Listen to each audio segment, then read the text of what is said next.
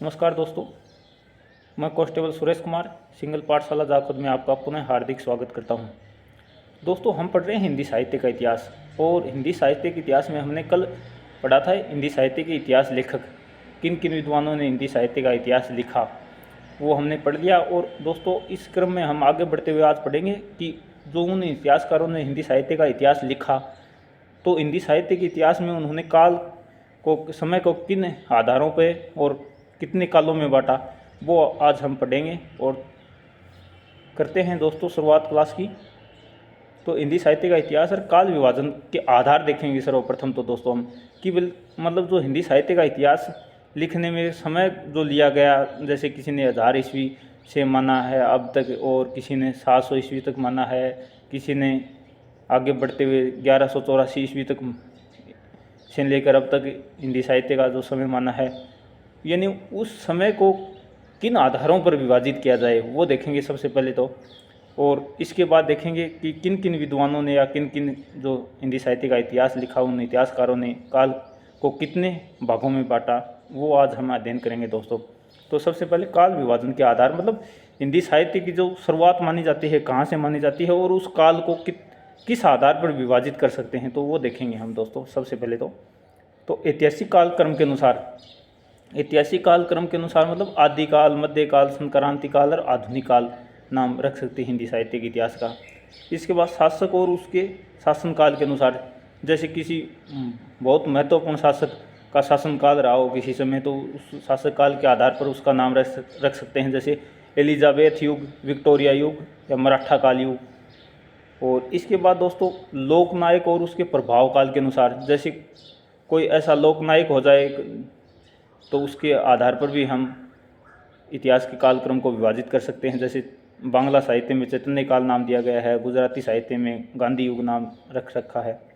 और इसके बाद साहित्य नेताओं उसकी प्रभाव वृद्धि के अनुसार, जैसे रविंद्र युग रविंद्रनाथ टैगोर के नाम पर रखा गया। और उसी प्रकार भारतेंदु युग हिंदी साहित्य में जैसे भारतेंदु हरिश्चंद्र के नाम पर रखा गया।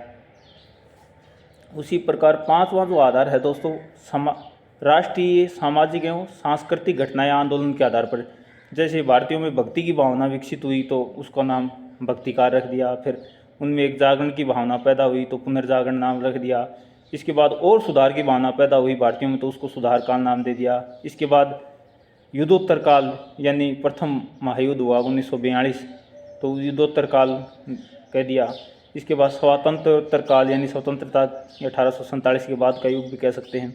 इसके बाद साहित्यिक प्रवृत्ति के आधार पर साहित्य में भी कोई विशेष प्रवृत्ति जैसे आ जाए, जैसे मतलब रीति काल में रीति ग्रंथों की प्रधानता हुई। उसके बाद छायावाद में छाया, मतलब कवियों ने ऐसा इतिहास, ऐसी रचनाएं की उसमें जैसे भावनाहीन लगी, वो उनमें भावनाओं की छाया मात्र परिलक्षित होती हैं तो उसको छायावाद नाम रख दिया। रीतिकाल को जैसे रीतिकाल रख दिया। उसी प्रकार जैसे रोमानी युग है, जैसे रख सकते हैं वो पाश्चात्य साहित्य में है रोमानी युग, इस प्रकार भी नाम रख सकते हैं। इस प्रकार 6 आधारों पर दोस्तों हम हिंदी साहित्य के काल को विभाजित करते हुए उनको आधार ले सकते हैं। और अब हम देखेंगे जो हिंदी साहित्य के इतिहासकारों ने काल को विभाजित करते हुए क्या आधार लिए हैं वो हम आगे देखेंगे, और कितने कालों में हिंदी साहित्य के काल को यानी समय को बांटा है और कब से उसका समय लिया है, ये भी दोस्तों इसमें आ जाएगा काल विभाजन। तो दोस्तों मैंने बताया होगा, आपको याद भी होगा शायद आपको, कि मैंने बताया था कि गारसादा तासीन जो इतिहास ग्रंथ लिखा था, जो हिंदी साहित्य का प्रथम इतिहास ग्रंथ है। और उसके बाद ठाकुर शिव सिंह सेंगर ने जो इतिहास ग्रंथ लिखा था 1883 में। और गारसादा तासी वाला जो इस्तवार दयाला लितेतुर एंदुई हिंदुस्तानी, जिसके 2 संस्करण थे। प्रथम संस्करण 1839-47 और द्वितीय संस्करण के 1870 प्रथम 2 भाग और 1871 तृतीय भाग। और शिव सिंह सरोज का जो 1883 जो मैंने रचना कार्य या प्रकाशन काल बताया था। इन इतिहास ग्रंथों में दोस्तों कोई काल विभाजन का प्रयास नहीं किया गया था, ये बात मैंने पहले ही बता दी थी और यहाँ दोबारा ऐड कर दी ताकि आपके दिमाग में बनी रहे। इसके बाद जो हिंदी साहित्य में काल विभाजन का पहला प्रयास किया वो जॉर्ज अब्राहम गिरियर्सन ने किया दोस्तों। और जॉर्ज अब्राहम गिरियर्सन का इतिहास ग्रंथ आपको पता ही होगा दोस्तों, the modern vernacular literature of Hindustan. दोस्तों नहीं याद हो तो याद रखना। और उसी इतिहास ग्रंथ में इन्होंने हिंदी साहित्य के इतिहास को 11 युगों में बांटा तथा इसमें अध्यायों की संख्या 12 थी। ये भी बहुत महत्वपूर्ण बात है, मैंने पहले भी आपको अवगत कराई थी। ग्रियर्सन के इतिहास के 11 युग निम्न हैं दोस्तों। तो ग्रियर्सन ने जो इतिहास अपना लिखा उसमें हिंदी साहित्य के जो समय को है ना 11 युगों में बांटा, वो युग कौन कौन से हैं दोस्तों हम देखते हैं। कई बार प्रश्न पूछ लिया जाता है कि भाई ग्रियर्सन ने जो हिंदी साहित्य के काल को 11 युगों में बांटा, उस 11 युगों में कौन सा काल शामिल है या नहीं है। तो ये 11 युग दोस्तों इसलिए लेके आया हूँ मैं, प्रश्न इसमें आता रहता है। तो इसमें मैंने पहले तो एक ट्रिक बनाई, चाप जा ब्रज मुतु ऋतु अकवी। चाप जा ब्रज मुतु ऋतु अकवी यानी चा से चारण काल, चारण काल का समय उन्होंने लिया 643 ईस्वी से। एक्यूरेट पूछे दोस्तों तो 643 ईस्वी बताना है, और वैसे पूछ लिया जाए तो 700 से 1300 ईस्वी तक चारण काल लिया। पास पैसे आता है दोस्तों 15वीं सदी का धार्मिक पुनर्जागरण। इसके बाद जायसी की प्रेम कविता, और उसके बाद ब्रज का कृष्ण भक्ति संप्रदाय जिसका समय दिया उन्होंने 1500 ईस्वी से 1600 ईस्वी। इसके बाद दोस्तों उन्होंने मुँह से लिया मुगल दरबार, और तू से लिया तुलसीदास दोस्तों, और रीति काव्य री से लिया रीति काव्य जिसका समय दिया 1580 से 1692 ईस्वी।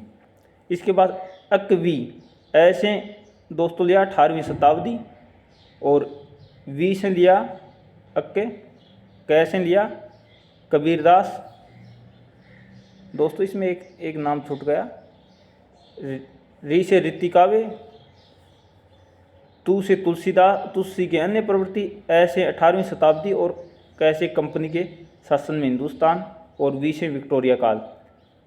एक दोस्तों इसमें एक नाम और ऐड कीजिए आप, अकवी, चाप जा ब्रज मुतु ऋतु अकवी, चारण काल 700 ईस्वी से 1300 ईस्वी, 15वीं सदी का धार्मिक पुनर्जागरण, जायसी की प्रेम कविता, ब्रज का कृष्ण भक्ति संप्रदाय। और दोस्तों इसमें ये 12 थे, 11 कैसे हो गए, हाँ 11 हैं दोस्तों। 12वां विविध नाम दिया उन्होंने, जो 12 तो अध्याय हैं और युग उन्होंने 11 में बांटा, ये 11 युग हैं दोस्तों। 11वां जो तो था विक्टोरिया के शासनकाल में हिंदुस्तान, और उसके बाद उन्होंने एक नाम और दिया था, जो 12वां अध्याय था उसका नाम विविध दिया था दोस्तों, आपको याद होगा। तो मैं यहाँ कंफ्यूज हो गया था, आप मत हो जाना, इसलिए इसको मैंने ट्रिक में दर्शाया है। चाप जा ब्रज मुतु ऋतु अकवी यानी पहला तो चारण काल जिसका समय उन्होंने 643 ईस्वी से 1300 ईस्वी दिया, और लगभग में पूछे तो 700 से 1300 ईस्वी। 15वीं सदी का धार्मिक पुनर्जागरण, जायसी की प्रेम कविता, ब्रज का कृष्ण भक्ति संप्रदाय जिसका समय दिया 1500 से 1600 ईस्वी। इसके बाद मुँह से मुगल दरबार, तू से तुलसीदास, ऋतु से रीति काव्य 1580 और 1692, और तू से तुलसीदास के तुलसी के अन्य प्रवृत्ति, ऐसे 18वीं शताब्दी, और कैसे कंपनी के शासन में हिंदुस्तान ने 1800 से लेकर 1857 ईस्वी तक जो हमारा हिंदुस्तान था वो अंग्रेज़ों की जो कंपनी थी उसके अधीन रहा, और इसके बाद 1857 के बाद विक्टोरिया के शासनकाल में हिंदुस्तान। तो ये उन्होंने 11 युग बताए दोस्तों, और अध्यायों की संख्या 12 थी, और 12वें अध्याय का नाम दोस्तों था विविध। तो ये थी ग्रियर्सन के इतिहास ग्रंथ the modern vernacular literature of Hindustan में उन्होंने हिंदी साहित्य के काल को 11 युगों में बांटा, और अध्यायों की संख्या दोस्तों 12 थी। तो याद रखना है दोस्तों, कंफ्यूज नहीं होना है, अवश्य याद रखना है। इसकी ट्रिक है चाप जा ब्रज मुतु ऋतु अकवी, चारण काल 15वीं सदी का धार्मिक पुनर्जागरण, जायसी की प्रेम कविता, ब्रज का कृष्ण भक्ति संप्रदाय, मुगल दरबार, तुलसीदास, रीति काव्य, तुलसी के अन्य प्रवृत्ति 18वीं शताब्दी, और कंपनी के शासन में हिंदुस्तान, और विक्टोरिया के शासन में हिंदुस्तान। दोस्तों ये उन्होंने हिंदी साहित्य के जो समय को 11 युगों में बांटा, और ये 11 युग आपके सामने थे दोस्तों। इसके बाद मिस्र बंधु द्वारा किया गया हिंदी साहित्य का काल विभाजन। मिस्र बंधुओं ने दोस्तों हिंदी साहित्य के काल को मुख्यतः 5 भागों में तथा उप विभाजन सहित 8 भागों में बांटा दोस्तों, जो निम्न हैं। और मिस्र बंधुओं की दोस्तों रचना का नाम याद रखना है, मिस्र बंधु विनोद। प्रथम 3 भाग 1913 में, और चौथा भाग 1934 ईस्वी में प्रकाशित हुआ। तो इसका यदि रचना काल आपसे पूछता है तो आप 1934 ईस्वी बताएंगे दोस्तों। आरंभिक काल दोस्तों सबसे पहला नाम दिया उन्होंने हिंदी साहित्य के जो आदिकाल यानी प्रारंभ काल को आरंभिक काल नाम दिया। प्रारंभिक काल जो दोस्तों मैंने आपको पहले बताया था गणपति चंद्रगुप्त ने दिया था, वो भी हम देखेंगे आगे। आरंभिक काल नाम दिया मिस्र बंधुओं ने और उसका समय माना 700 विक्रम संवत से 1444 विक्रम संवत। और इसके बाद दोस्तों इसको भी दो भागों में विभाजित कर दिया उन्होंने। पूर्व आरंभिक काल यानी पहले का आरंभिक काल और उत्तर आरंभिक काल यानी बाद का आरंभिक काल, दो भाग कर दिए। तो पूर्व आरंभिक काल का समय 700 विक्रम संवत से 1343 विक्रम संवत। उत्तर आरंभिक काल का मतलब 1344 ईस्वी से 1444 विक्रम संवत। इसके बाद माध्यमिक काल का समय 1445 विक्रम संवत से 1580 विक्रम संवत। और इसको भी दोस्तों दो भागों में विभाजित किया। पूर्व मध्यकाल 1445 विक्रम संवत से 1560 विक्रम संवत और प्रौढ़ माध्यमिक काल 1561 विक्रम संवत से 1680 विक्रम संवत। तो इसके भी दो भाग थे, पूर्व मध्यकाल और प्रौढ़ मध्यकाल। और अलंकृत काल तीसरा काल नाम दिया उन्होंने, अलंकृत काल। हिंदी साहित्य के काल को तीसरा नाम दिया अलंकृत काल, जिसको आप ऋतुकाल कहते हो, अलंकृत काल नाम दिया इन्होंने। 1681 विक्रम संवत से लेकर 1889 विक्रम संवत। और इसके दो भाग किए दोस्तों इन्होंने। पूर्व अलंकृत काल यानी 1681 विक्रम संवत से 1790 विक्रम संवत और उत्तर अलंकृत काल यानी बाद का जो अलंकृत काल है उन्होंने 1791 विक्रम संवत से 1889 विक्रम संवत तक लिया दोस्तों। इसके बाद चौथा काल विभाजन किया दोस्तों मिस्र बंधुओं ने, वो है परिवर्तन काल। 1890 विक्रम संवत से 1925 विक्रम संवत। और पांचवा काल लिया दोस्तों उन्होंने वर्तमान काल 1925 विक्रम संवत से लगातार। तो ये वर्तमान काल वाला भी याद रखना है दोस्तों आपको कि वर्तमान काल नाम किसने दिया, तो मिस्र बंधुओं ने दिया दोस्तों ये जो काल विभाजन है बहुत महत्वपूर्ण है। इस पर प्रश्न अक्सर बीच में बनता रहता है कि पूर्व अलंकृत काल का समय कब माना, ऐसे उत्तर अलंकृत काल का जो समय कब माना मिस्र बंधुओं ने। तो ऐसा प्रश्न इस पर अक्सर आता रहता है बड़ी भर्ती परीक्षाओं में, जैसे नेट में, JRF में और असिस्टेंट प्रोफेसर, ऐसी भर्ती परीक्षाओं में ये अक्सर आता है। फर्स्ट ग्रेड में भी ऐसा आता रहता है। आचार्य रामचंद्र शुक्ल द्वारा किया गया हिंदी साहित्य का काल विभाजन सॉरी दोस्तों। तो आचार्य रामचंद्र शुक्ल द्वारा किया गया हिंदी साहित्य का काल विभाजन। तो शुक्ल जी के दर्शन कर लीजिए दोस्तों। आचार्य रामचंद्र शुक्ल जी का थोड़ा जन्म परिचय वगैरह देख लेते हैं। तो रामचंद्र शुक्ल जी का जन्म जो सन 1884 ईस्वी में और जन्म स्थान अगोना नामक ग्राम है और इनका निधन सन 1941 ईस्वी में। और भाषा संस्कृत मिश्रित शुद्ध परिमार्जित खड़ी बोली और शैली सामासिक शैली। तो ये आचार्य रामचंद्र शुक्ल जी का परिचय हुआ।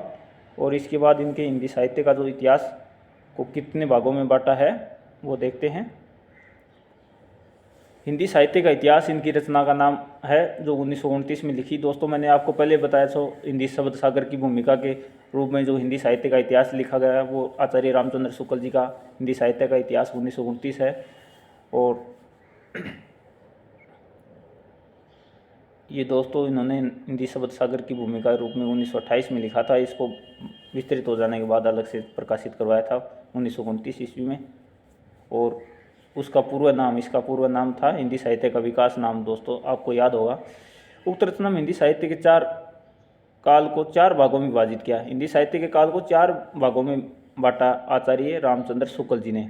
और वो चार भागों का उन्होंने दोहरा नामकरण दिया। दोहरा नामकरण क्यों दिया? क्योंकि इनकी जो लिखने की जो आधुनिक पद्धति है विद्यावादी पद्धति, उसमें लिखा।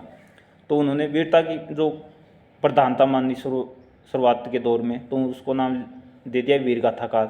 इसके बाद उसको आदिकाल भी कहा, दो नाम दिए। तो इसका समय माना 1050 विक्रम संवत से 1375 विक्रम संवत। और दूसरा काल इन्होंने दिया हिंदी साहित्य का, उसका नाम दिया भक्ति काल। उसको आप पूर्व मध्य काल भी कह सकते हो, उन्होंने भी कहा है 1375 विक्रम संवत से 1700 विक्रम संवत तक। इसके बाद ऋतु काल, जिसको उत्तर मध्य काल भी नाम दिया उन्होंने, 1700 विक्रम संवत से 1900 विक्रम संवत। इसके बाद गद्य की प्रवृत्ति विकसित हुई हिंदी में, तो उसको गद्य काल नाम दिया और आधुनिक काल नाम भी दिया। 1900 विक्रम संवत से लेकर उनका जो इतिहास ग्रंथ था वो 1984 तक था। तो 1984 विक्रम संवत तक लिया, या आप अध्ययन भी कर सकते हो। उन्होंने लिखा भी है कि मतलब वर्तमान जो साहित्यकारों के बारे में लिखना बड़ा मुश्किल है जो चल रहा है इस समय, जो वर्तमान काल। तो ये आप लगातार कर सकते हो इसे। यदि 1984 न मिले तो आप 1900 विक्रम संवत से 1900 विक्रम संवत से लगातार या अद्यतन या जारी, जो भी आप उचित समझें, लिख सकते हो। गद्य काल के 3 उप विभाग किए। इसके बाद दोस्तों जो आचार्य रामचंद्र शुक्ल जी ने जो आधुनिक काल या गद्य काल के क्या 3 विभाजन और कर दिए। प्रथम उत्थान, जिसको आप भारतेंदु युग कहते हो, द्वितीय उत्थान द्विवेदी युग, और तृतीय उत्थान दोस्तों छायावाद नाम दिए। आपको याद होने चाहिए ये। प्रथम उत्थान का नाम क्या था? भारतेंदु युग, द्वितीय उत्थान का द्विवेदी युग, और तृतीय उत्थान छायावाद युग। ये उन्होंने आचार्य रामचंद्र शुक्ल जी ने हिंदी साहित्य के इतिहास के आधुनिक काल को 3 भागों में विभाजित किया। इसके बाद दोस्तों डॉक्टर राम कुमार वर्मा द्वारा किया गया काल विभाजन। तो ये तस्वीर है डॉक्टर राम कुमार वर्मा जी की, और ये तस्वीर दोस्तों मैं इसीलिए लेकर आता हूँ कि इनके द्वारा जो भी बात बताई जाती है वो आपको अच्छी तरीके से याद हो जाए। तो इनकी रचना का नाम दोस्तों हिंदी साहित्य का आलोचनात्मक इतिहास 1938 है, और उस रचना में ही इन्होंने जो काल विभाजन किया, और हिंदी साहित्य के काल को देखते हैं कितने भागों में बांटा और क्या नाम दिया। तो सबसे पहले उन्होंने हिंदी साहित्य के जो इतिहास को संधि काल नाम दिया, और संधि काल का समय माना उन्होंने 750 विक्रम संवत से 1000 विक्रम संवत तक। इसके बाद चारण काल नाम दिया। चारण काल का समय माना 1000 विक्रम संवत से 1375 विक्रम संवत। ये तो थे इनके 2 आरंभिक कालों की बात। इसके बाद इन्होंने तीसरा नाम दिया भक्ति काल, 1375 विक्रम संवत से 1700 विक्रम संवत तक। और इसके बाद चौथा काल विभाजित किया इन्होंने, और उसका नाम दिया रीतिकाल, 1700 विक्रम संवत से 1900 विक्रम संवत तक। और फिर आधुनिक काल, यानी 5 भागों में इन्होंने बांटा। आधुनिक काल 1900 विक्रम संवत से, यानी लगातार जारी था तब तक, जब तक इन्होंने ग्रंथ अपना लिखा, 1938 तक, 38 से लेकर जारी बताया इन्होंने आधुनिक काल। तो दोस्तों इन्होंने 5, आचार्य रामचंद्र शुक्ल जी ने 4 भागों में बांटा। आपने देखा था कि गद्य काल, उसको ही आदिकाल नाम दिया। फिर उस भक्ति काल, उसको दिया पूर्व मध्य काल। रीतिकाल को उत्तर मध्य काल नाम दिया। इसके बाद दिया उन्होंने गद्य काल, जो गद्य की प्रवृत्ति थी, और उसके बाद उसको आधुनिक काल नाम भी दिया। तो इन्होंने वो शुरुआती 2 आदिकाल को 2 भागों में बांट दिया। संधि काल का समय दिया 750 विक्रम संवत से 1000 तक, और इसके बाद दे दिया चारण काल का 1000 से विक्रम संवत 1000 से 1375 विक्रम संवत तक। तो इन्होंने आदिकाल के 2 भाग कर दिए, संधि काल और चारण काल। बाकी तो सेम ही हैं। बाकी तो जो आचार्य रामचंद्र शुक्ल ने दिए थे वही नाम है। भक्ति काल का भी वही समय है, रीतिकाल का भी वही समय है, और आधुनिक काल का भी वही समय है। लेकिन इन्होंने आदिकाल को 2 भागों में विभाजित कर दिया, संधि काल और चारण काल।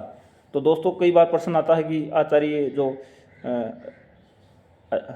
आचार्य रामचंद्र शुक्ल जी के जो आदिकाल को किस विद्वान ने 2 भागों में विभाजित करते हुए संधि काल या चारण काल नाम दिया? तो डॉक्टर राम कुमार वर्मा जी ने दिया। या यूं भी प्रश्न बन सकता है कि आदिकाल का नाम संधि और चारण काल किसने दिया? या फिर ये भी प्रश्न आ सकता है कि डॉक्टर राम कुमार वर्मा ने आदिकाल को क्या नाम दिया? तो संधि और चारण काल नाम दिया। तो दोस्तों घुमा फिरा के कैसे भी प्रश्न पूछ ले, लेकिन आपको रेडी रहना है एकदम। और ये सब चीज़ें मैं इसीलिए लेकर आता हूँ कि आप कहीं भी कंफ्यूज ना हो, मैं बताने का हर तरीके से प्रयास करता हूँ। इसके बाद जो हिंदी साहित्य के काल को विभाजित किया, आचार्य हजारी प्रसाद द्विवेदी जी इनका काल विभाजन देखते हैं दोस्तों।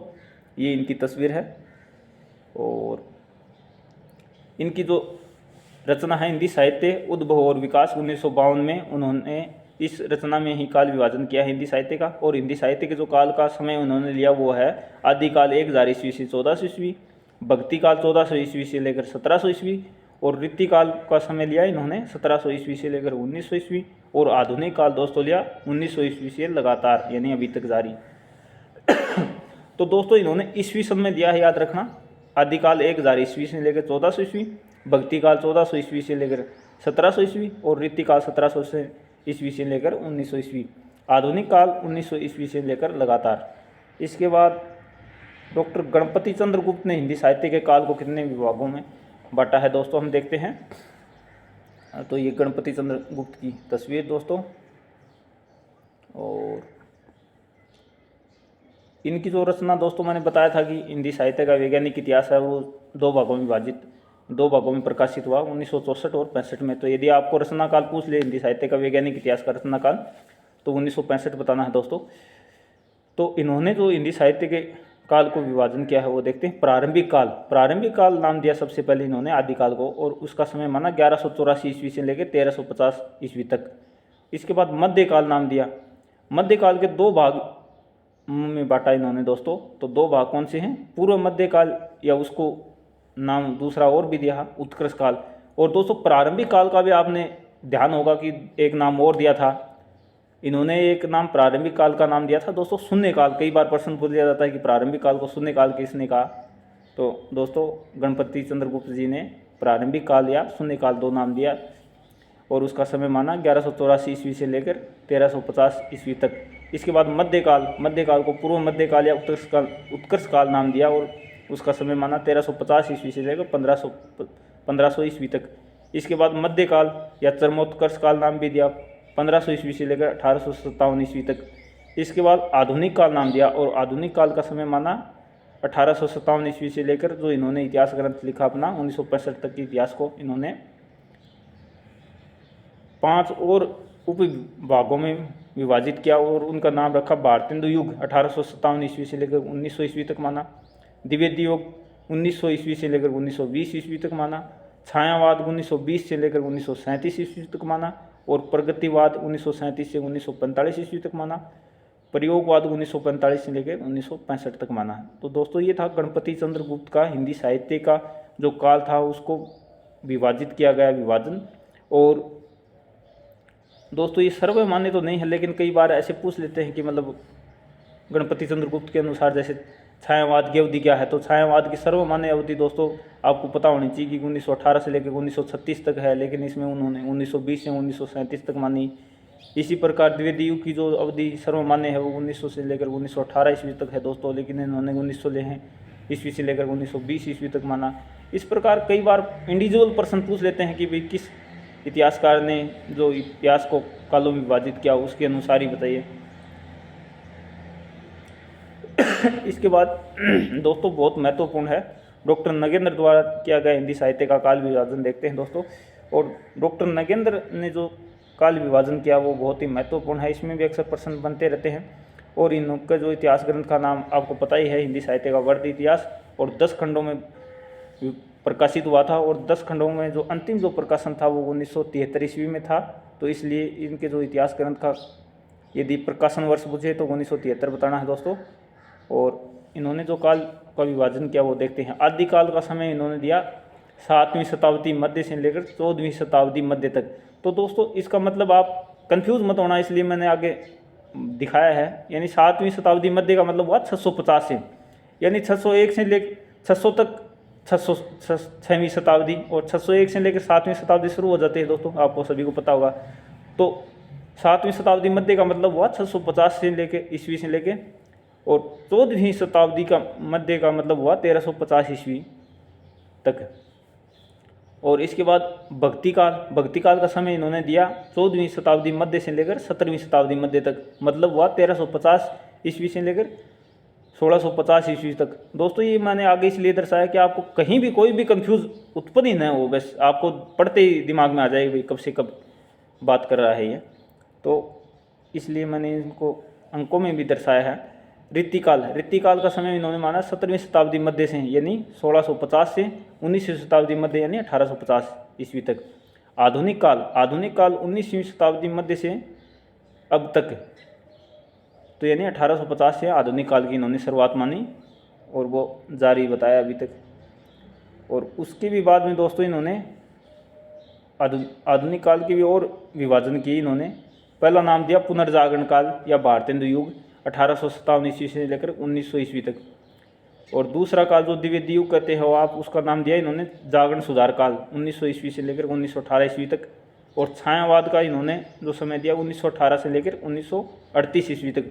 दोस्तों मैंने पहले बताया था छायावाद की सर्वमान्य अवधि है वो 1918 ईस्वी से लेकर 1936 ईस्वी तक है, लेकिन इन्होंने जो डॉक्टर नगेंद्र जी ने छायावाद की अवधि 18 से लेकर 1936 तक माने। तो ये प्रश्न पहले आया था एग्जाम में नेट के में कि डॉक्टर नगेंद्र के अनुसार छायावाद की अवधि क्या है, तो 1918 से लेकर 1938। और सर्वमान्य अवधि यदि सीधा प्रश्न आ जाए कि छायावाद की अवधि क्या है, तो 1918 से लेकर 1936 तक। छायावादोत्तर काल यानी छायावाद के बाद का काल 1938 ईस्वी से। और इसके भी दोस्तों इन्होंने 2 भाग किए। एक का पहले का नाम दिया प्रगति प्रयोगवाद काल 1938 ईस्वी से 1953 ईस्वी, और दूसरे का नाम दिया नवलेखन काल। नवलेखन काल का समय दोस्तों इन्होंने दिया 1953 ईस्वी से अब तक, यानी जारी बताया नवलेखन काल इन्होंने। इसके बाद दोस्तों देखते हैं सर्वमान्य काल विभाजन, जो नागरी प्रचारणी सभा काशी द्वारा किया गया, और इसी को माना जाता है काल विभाजन में। और ये काल विभाजन हम देखते हैं दोस्तों, ये बहुत ज़रूरी है, इसको याद रखना। और हिंदी साहित्य वर्ग इतिहास 16 खंडों में प्रकाशित हुआ। आपको पता है दोस्तों कि जो नागरी प्रचारणी सभा काशी ने जो इतिहास लिखने की प्रक्रिया अपनाई, उसको 18 खंडों में प्रकाशित करने की योजना बनी थी, लेकिन वो 16 खंड अब तक प्रकाशित हो चुके हैं दोस्तों। और उन 16 खंडों में विभाजित करते हुए जो हिंदी साहित्य का इतिहास का नाम दिया हिंदी साहित्य का वर्ग इतिहास, और उसी इतिहास ग्रंथ में दोस्तों काल विभाजन दिया गया है। और उस काल विभाजन को हम देख रहे हैं जो सर्वमान्य काल विभाजन है हिंदी साहित्य का। तो आदिकाल का समय उन्होंने बताया 1050 विक्रम संवत से 1375 विक्रम संवत तक, वही रामचंद्र शुक्ल जी वाला है ये। और भक्ति काल 1375 विक्रम संवत से लेकर 1700 विक्रम संवत तक है। रीति काल 1700 विक्रम संवत से लेकर 1900 विक्रम संवत तक। आधुनिक काल जो 1900 विक्रम संवत से लेकर जारी बताया। तो दोस्तों ये ऊपर के जो 4 विभाजन बताए इन्होंने काल के, ये 1900 विक्रम संवत तक आ गए। तो 1900 विक्रम संवत का मतलब हुआ दोस्तों, इसमें 57 वर्ष माइनस करेंगे तो ये 1843 ईस्वी आ जाएगा। दोस्तों आपको पता होगा कि जो विक्रमादित्य महाराज बताते हैं वो ईसा मसीह से 57 साल बड़े थे, तो इसलिए ईसा मसीह जो ईस्वी सन है ईसा मसीह के नाम से चली, वो 57 साल पीछे है, और जो विक्रम संवत है वो 57 साल आगे है। तो हमें यदि विक्रम संवत में से ईस्वी सन बनानी हो तो 57 माइनस करते हैं, और ईस्वी सन की यदि विक्रम संवत बनानी हो तो उसमें 57 वर्ष जोड़ते हैं। तो इसके बाद का जो काल विभाजन इन्होंने दिया वो ईस्वी सन में दिया। और इन्होंने जो आधुनिक काल की शुरुआत मानी वो 1843 ईस्वी से मानी, यानी विक्रम संवत 1900 दिया तो ईस्वी सन मनाएंगे तो 1843 हो जाएगा। दोस्तों आप समझ पा रहे होंगे इस बात को। और इस आधुनिक काल को फिर बाद में इन्होंने और उप विभाजन करते हुए क्या क्या बांटे हैं दोस्तों देखते हैं। तो पहला नाम दिया संक्रांति काल, यानी 1843 ईस्वी से लेकर 1857 ईस्वी तक। और इसके बाद भारतेंदु युग 1857 ईस्वी से लेकर 1900 ईस्वी तक। इसके बाद द्विवेदी युग 1900 ईस्वी से लेकर 1918 ईस्वी तक। ये दोस्तों सर्वमान्य है, यही माना जाता है। परीक्षा में कहीं यदि सीधा प्रश्न आ जाता है कि द्विवेदी युग की अवधि क्या है, भारतेंदु युग की अवधि क्या है, छायावाद की अवधि क्या है, प्रगतिवाद की अवधि क्या है, प्रयोगवाद की अवधि क्या है, तो ये बताना है दोस्तों आपको कि यदि किसी विशेष लेखक का नाम न पूछते हुए यदि सीधा प्रश्न आता है तो यही बताने हैं। द्विवेदी युग 1900 ईस्वी से लेकर 1918 ईस्वी तक, छायावाद 1918 से लेकर 1936 ईस्वी तक, प्रगतिवाद 1936 से लेकर 1943 ईस्वी तक, और प्रयोगवाद 1943 ईस्वी से लेकर 1952 ईस्वी तक, और नई कविता 1952 से लेकर 1960 ईस्वी तक, और साठोत्तरी कविता 1960 ईस्वी से लेकर 1990 ईस्वी तक। और इसके बाद दोस्तों समकालीन कविता 1990 से लेकर अद्यतन यानी अभी तक जारी है। दोस्तों ये था हिंदी साहित्य का जो नागरी प्रचारणी द्वारा किया गया काल विभाजन, और यही सर्वमान्य है, यही आपको अच्छी तरीके से याद रखना है। और दोस्तों आज की क्लास बस यहीं पर समाप्त करता हूँ। क्लास कैसी लगी आप कमेंट करके अवश्य बताएं, और अच्छी लगी हो तो अपने दोस्तों के पास शेयर कीजिए। और हमसे निःशुल्क जुड़ने के लिए सिंगल पाठशाला जाखोद पर आपका स्वागत है दोस्तों। आइए, और हमारे जो PDF वगैरह है जो इस क्लास की आप लेना चाहें तो निःशुल्क प्राप्त कर सकते हैं हमारे टेलीग्राम चैनल सिंगल पाठशाला जाखोद पर। दोस्तों धन्यवाद। जय हिंद, जय भारत।